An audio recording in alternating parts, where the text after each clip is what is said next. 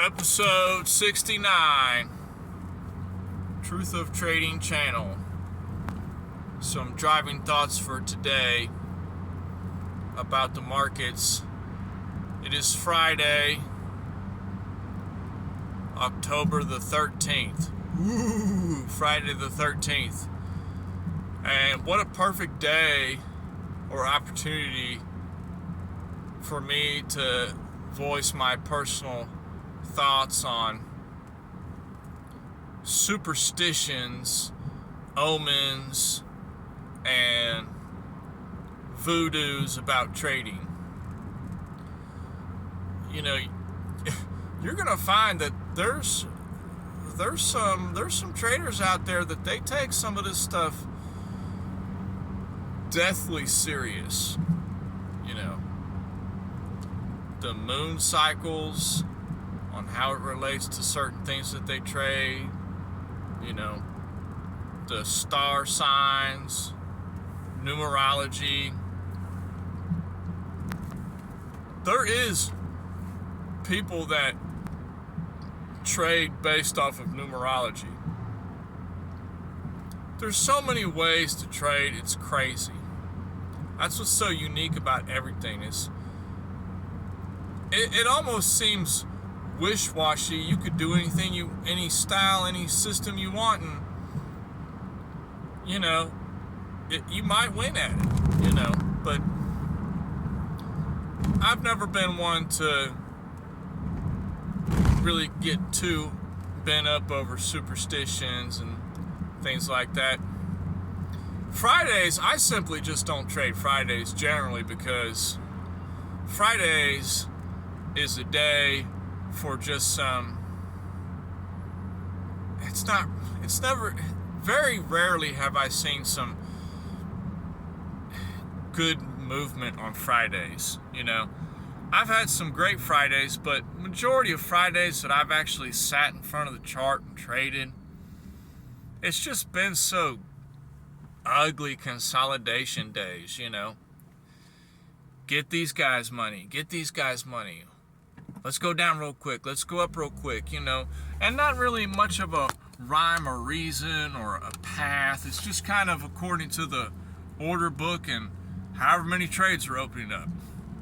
And in my personal thoughts, I think a lot of that has to do with, it might not be true, it's just my perception. I think some of that might be due to the fact that Friday is generally payday. And a lot of U.S. assets that are traded in the U.S., you know, a lot of people, they love to get paid. And, you know, say they get, you know, I'm just throwing a number out there, say they get their $800 paycheck every Friday. And, you know, okay, hey, you know, I got most of my bills paid this week. Let me go ahead and take 150 of this and put it in the market. And I'm about to turn this 150 into 500 and have a great weekend, you know, on a Friday. I mean, come on now.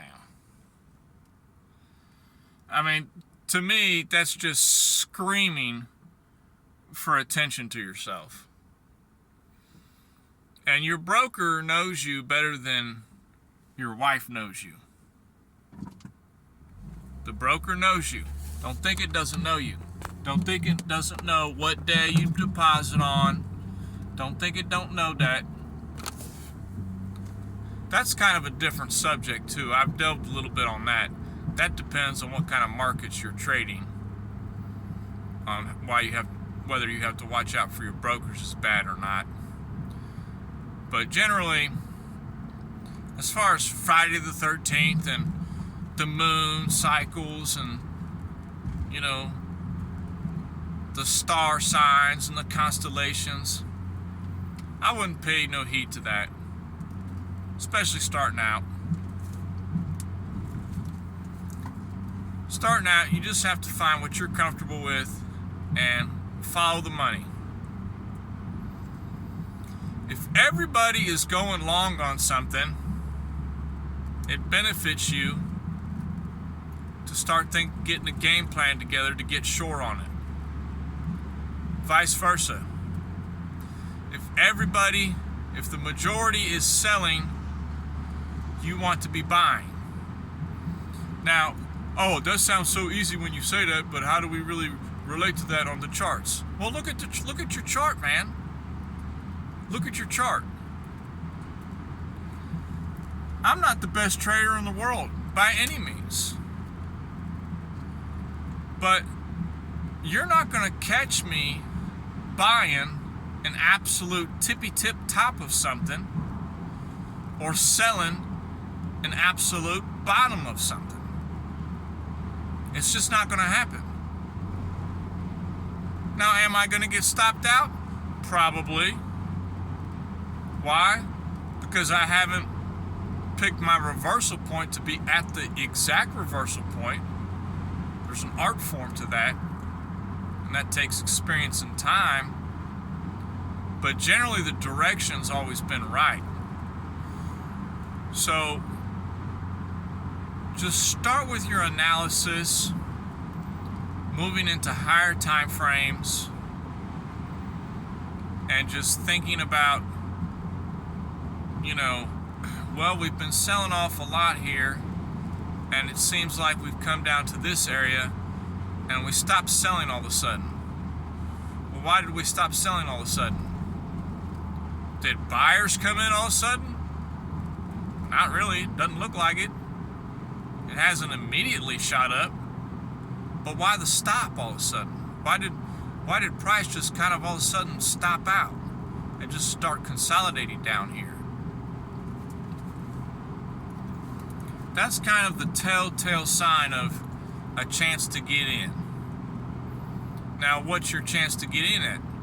Is it your chance to get in on another further leg down that nobody suspects, or at that consolidation area, or is it a chance for you to get in at a reversal point where price has gone down enough, it's starting to consolidate down in this area, and now it's time to punish everybody that did not pay themselves on the downside on what's been going down for a few days, a couple weeks, whatever the case might be for the time frame. So that's part of analysis too, is watching your own ideas play out. And I was terrible about journaling my trades. And I've talked about this before on how that I thought maybe it wasn't a good thing for me to do, and if everybody's telling me I need to do it, then why should I be doing it? Because most of what everybody tells you is wrong. Because if most of what everybody was telling you on YouTube was right, then you would be making money from trading already, wouldn't you? I mean, think about it. Wouldn't I? Wouldn't any of us? The majority of us in our first year, 2 years, we're really taking to heart everything that people are telling us online to do, and yet our game is not really stepping up any. And the contrarian in me has started to believing in myself that, okay, perhaps they're telling me to journal, I shouldn't journal, but I'm going to journal anyway, but in my own way. And the past couple weeks I have been journaling in my own personal format.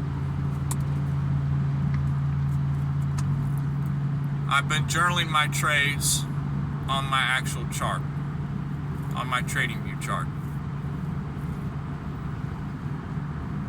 And it's real simple. I just have my small idea there on the chart, and then at the end of the result, it shows what happened, what didn't happen. And I just put a number next to it. Minus $1, minus $2, plus $3, plus $7, whatever the case is. And I found that to be, after a couple weeks and looking back on that chart, them charts, I found that to be slightly helpful in, looking back on what I was thinking at that time. Because on a written journal, you know, there's a whole extra process of having to equate your written journal to what you're seeing live on the chart. But when you have it drawn out on the chart, what your trade's going to be, and then later you go back and you mark it on the chart what actually happened, you really can see there, oh, okay, I see. Well, yeah, that's why that trade didn't work out, you know. I was right. I was kind of right in this thinking, but I wasn't keeping in mind this zone or this time frame. And it's been a little bit helpful in my game. And apologies for not uploading as many shorts as I have been lately. I do not know what happened to me a few days ago. I came down with some fierce sickness. I did not go to the hospital. I did not go to the doctor. I just was feeling nauseous and a headache, and I said, look, all I need to do, I just need to get it out of my system. After one day, I finally, on day 2, I had to take off work a couple days. Day 2, I finally threw up, and I felt 50 times better, but I still had this massive headache. And I have never had a headache like this in my life. It was slightly concerning. And I was taking some headache powder and some ibuprofen.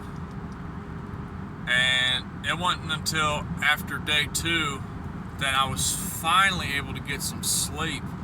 I was always sleeping for like 2 hours at a time, and then waking up just pounding headache. I mean, it felt like somebody was just boring into both of my temples with wine corkscrews. I mean, this was excruciating.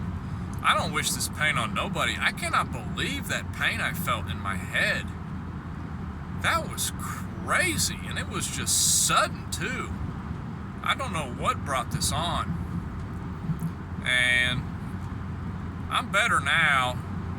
I went to work this morning, but that was very concerning for my health. If that ever happens to me again, I'm just going to pony up and go straight to the hospital, because that was borderline scary. I don't know what happened right there. That was ludicrous. I couldn't believe that. But I'm feeling better. I haven't uploaded many shorts. Hopefully I can start putting up a few shorts here and there. But that's about all I got. I just wanted to holler on Friday the 13th and some of the superstitions and a little bit of some journaling thoughts and the kind of journaling I've been doing lately and how I kind of enjoy it myself, you know. And this car in front of me just turned right with no turn signal at all. I mean, I knew they were slowing down and I was slowing down, but still, come on, Brad. Come on, my guy. One of these days, me doing these videos of me talking about trading on my way to and from places is gonna save me on an insurance policy, because I'm gonna have a wreck live on camera. You know what I'm saying? That's not a bad gig either. If you drive for a living, I don't, but if you do drive for a living, there's no reason why your insurance carrier shouldn't provide you with a camera at all times, a forward-facing camera, because it will save you. I'm telling you. It will save you more than it will hurt you. I promise you. There are some mad people out here on the streets. Mad people out here on the streets. But I love y'all, and we will get back to posting more. Peace.